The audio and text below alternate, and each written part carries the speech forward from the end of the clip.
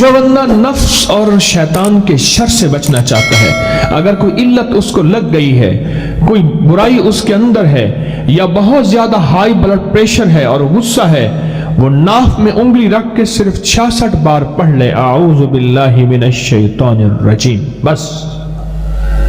اگر سانس روک کے پڑھ لے ٹھیک، سانس ٹوٹ جائے کوئی حرج نہیں، ناف پہ انگلی رکھ کے ہر نماز کے بعد ناف پہ انگلی رکھ کے ایسے ہاتھ رکھ لیں، انگلی رکھ لیں، صرف 66 بار پڑھ لیں۔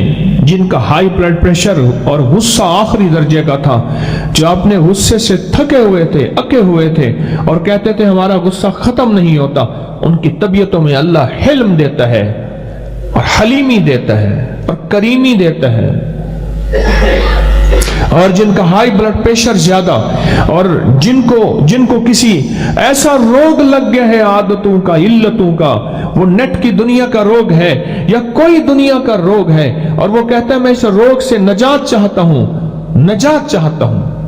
اس کا بہت بڑا رزلٹ ہے، اس کا بہت بڑا کمال ہے، بہت طاقت۔ کبھی بھی اس کی نظر، اس کا دماغ، اس کے بال، اس کی یادداشت اور اس کے اعصاب کبھی ختم نہیں ہوں گے۔ اور لاکھوں سے زیادہ لوگوں نے، بہت دنیا نے اس کو آزمایا۔ ناخن کاٹنے کے بعد ناخن میں تیل لگائیں، ہاتھ کے ناخن اور پاؤں کے ناخن۔ آج کل ایک بہت بڑی ریسرچ ہے، جبکہ یہ پرانی طب کی تحقیق ہزاروں سالوں کی ہے، وہ ہے ریفلیکسالوجی۔ کون سے حصوں کو دبائیں تو کون سا مسئلہ حل ہو جاتا ہے، اور کہاں کوئی آئل سے اس کی مالش کریں تو کون سی جسم کے اعضاء، پٹھے، اعصاب ٹھیک ہو جاتے ہیں۔ کہتے ہیں کہ اگر انگوٹھے کو مالش کریں گے، انگوٹھے کی، تو اس سے سر اور گردن کے پوائنٹ ہیں، شہادت کی انگلی میں معدہ اور بڑی آنت کے متعلق ہیں، اگر اس کی مالش کریں گے، اس کے ناخن کی، اس کے ناخن کے حصے کی، بیچ کی انگلی دل اور گردش کے نظام سے، یعنی سرکولیشن، خون کا نظام،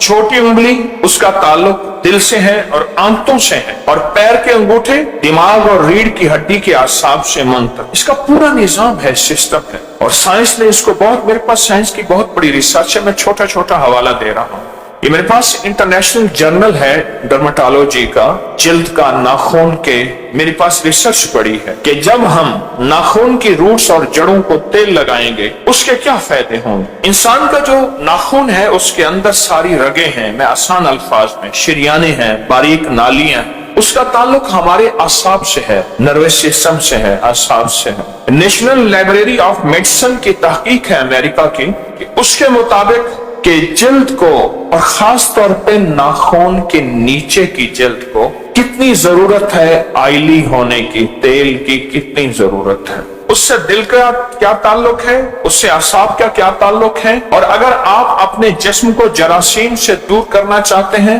اور اپنا دفاعی نظام، ڈیفنس پاور، اورینٹل فورس، جو آپ کو بیماریوں، چھوتوں، وباؤں سے بچاتی ہے، اس کو مضبوط کرنا ہے، تو اس کا تعلق کتنا زیادہ ہے۔ ایک بزرگ ہے کہ جو استاد ہیں کاشف العلوم سہارنپور کے، اور سب سے پہلے استاد تھے مظاہر العلوم سہارنپور کے، وہ کہتے ہیں کہ اگر سورۃ الناس سرسوں کے تیل پر 7 دفعہ دم کر کے اعصاب زدہ کی بھووں پر، ناک، کانوں، ہاتھ پاؤں کے ناخن پر اگر ملیں، اول شہادت کی دونوں انگلیاں تیل میں بھر کر کانوں میں، پھر انگوٹھے بھر کر بھووں میں، پھر ناک، پھر ناخنوں پر اگر لگائیں اور مالش کریں، تو آسیب زدہ جو شخص ہے، جس پہ آسیب ہے، اس کے ساتھ آسیب ختم ہو جاتا ہے۔ حضرت نظام الدین اولیاء رحمت اللہ علیہ، خواجہ غریب نواز دلی کے، پہلے لاہور میں رہتے تھے اور یہاں لوگوں کو اللہ سکھاتے تھے۔ وہ بیمار ہو گئے، دماغی کمزوری اور بیماریاں لگ گئیں، تو سلطان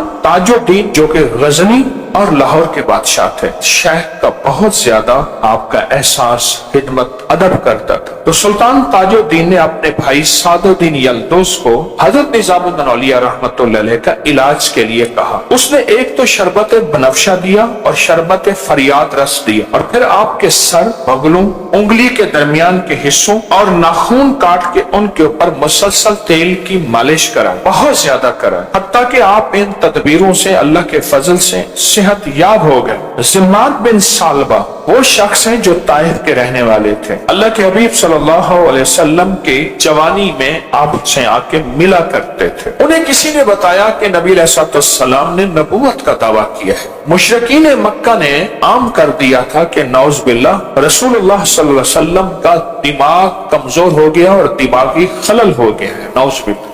تو وہ مکہ میں آئے تو انہوں نے کہا کہ میں محمد بن عبداللہ سے ملوں. آپ سے ملے تو کہنے لگے سنا ہے کہ آپ کا دماغ کمزور ہو گیا ہے اور آپ عجیب و غریب باتیں کرتے ہیں، میں چاہوں گا آپ کا علاج کر دوں. ضمات نے کہا، بن سالبہ نے. اللہ کے اپنی فرمایا میں کچھ کہوں سنے گا؟ اس نے کہا جی ضرور سنے گا. آپ نے فرمایا الحمدللہ نحمدہ ونستعینہ ونستغفرہ ونؤمن بہ ونتوکل علیہ ونعوذ باللہ من شرور انفسنا ومن سیئات اعمالنا من یہدہ اللہ فلا مضل له ومن يضلل فلا هادي له ونشهد ان لا اله الا الله وحده لا شريك له ونشهد ان محمدا عبده ورسوله. حیران ہو کہنے لگا پھر سنائیں. حضور نے یہ خطبہ پھر سنایا. عرض کیا حضور یہ پھر سنایا؟ ضمات نے کہا. حضور نے تیسری دفعہ سنایا. جب تیسری دفعہ سنایا تو اس نے کہا یہ حق ہے اور آپ دین حق پہ آئے ہیں. آپ کا دماغ بھی صحیح ہے، آپ کی عقل بھی ٹھیک ہے، آپ کی وحی بھی ٹھیک ہے. صدقت یا رسول اللہ. اور وہ ایمان لے.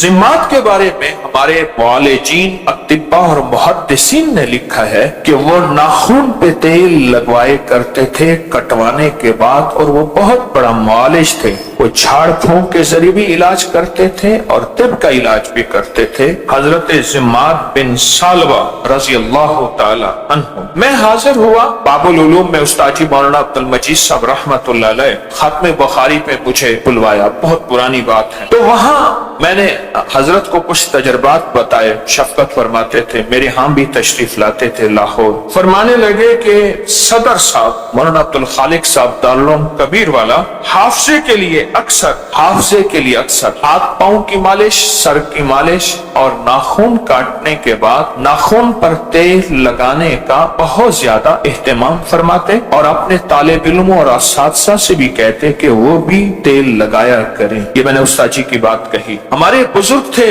حضرت مولانا عبید اللہ صاحب، وہ شیخ تھے، مفتی تھے. فرمانے لگے میں قاری کریم بخش صاحب کے پاس امرتسر میں پڑھتا تھا تو فرمانے لگے حضرت کے ہمارے قاری کریم بخش صاحب دماغی محنت کرنے والے پڑھنے والوں کو ناخن پر تیل لگوانے کی بہت زیادہ تاکید فرماتے تھے کہ سر پہ، پاؤں پہ، ناخن پہ تیل لگائیں، اور ساتھ یہ بھی فرماتے تھے کہ ناف بھی تیل سے بھرتے رہیں. حضرت مفتی مولانا عبید اللہ صاحب جامعہ اشرفیہ، ان کا میں یہ تجربہ بتا رہا ہوں. دوران سفر ایک بزرگ تھے فیصل آباد کے سید جاوید شہنشاہ صاحب رحمۃ اللہ علیہ، تو فرمانے لگے مجھے کہ ہم نے اپنے بڑوں سے اور خاص طور پہ مولانا عبید اللہ انور صاحب رحمۃ اللہ علیہ سے سنا کہ وہ ناخن پر تیل لگانے کی بہت تاکید فرماتے تھے اور بہت اہتمام فرماتے تھے. اور ایک الفاظ فرمائے، فرمایا ناخن میں بہت سی رگیں ایسی ہوتی ہیں جن کا آنکھوں، دماغ، اعصاب اور یادداشت سے ان کا تعلق ہے. یہ فرمائے. ہماری طب کی مشہور کتابیں ہیں اور ان میں یہ واقعات موجود ہیں کہ دماغی کام کرنے والے ہیں. استاد کہتے تھے ناخن کاٹ کے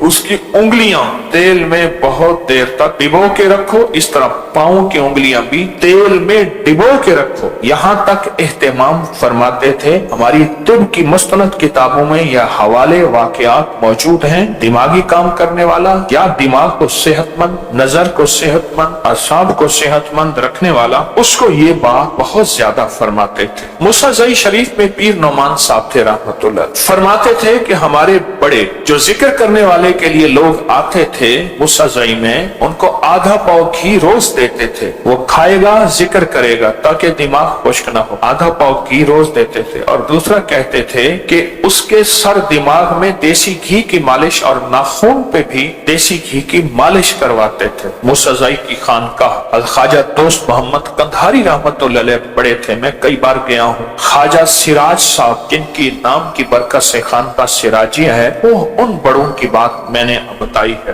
مولانا علاؤ الدین صاحب تھے حضرت مدنی کے ڈیرہ اسماعیل خان मैं उनकी खिदमत में पहुंचा, उनको मैंने खुद देखा जिस्म की मालिश करा रहे थे। उस वक्त उन्हें जिस्म में कुछ खारिश की कैफियत थी और बार बार फरमाते थे नाखूनों की मालिश करो कि नाखून भी सेहतमंद हो। और मैंने उनसे अर्ज किया कि हजरत नाखून की मालिश क्यों? और मैं दिमाग तेज होता है, बस ये एक लफ्ज उन्होंने फरमाया। कुछ जिंदगी के तजर्बात होते हैं जो मेरी एक तबीयत है बड़ों के तजर्बात पहुंचा, इंसानियत को खैर मिले, इंसानियत को राहत मिले, अल्लाह की मखलूक को फायदा मिले। अब आप खुद सोचें कि है छोटा सा टोटका, लेकिन इस टोटके में बड़ों की जिंदगियों के तजर्बात घुले हुए हैं और बड़ों की सदियों के तजर्बात ये मौजूद हैं। अल्लाह ने लोगों को इस छोटे से अमल से बहुत नफा और बहुत फायदा दिया और बहुत हैरत अंगेज